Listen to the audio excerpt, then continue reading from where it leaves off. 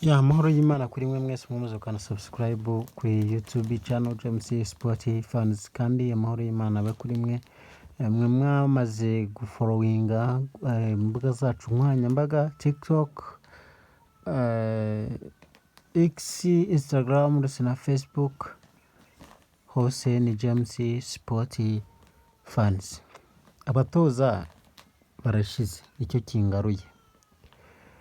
Nyuma ya Chelsea umutoza bita amorim watozaga ikipe ya Manchester United nawe arasezerewe isi umutoza wongirije nyuma yo gutangaza ko atashigikiwe n'abayobozi ba ekipe ya Manchester United bahisemo kumusezera kuko nubundi ngo nta cyiza bamubonyemo nta cyo yarashoboye.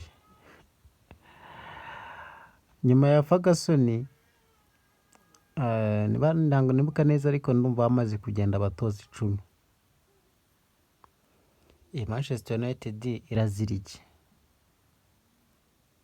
Chelsea vuge byinshi cyangwa mbiharire comments zanyu. Reka bisigaye mbibaze uwo bita naisa atunyuremo muri make yuko ibintu byari byimeze.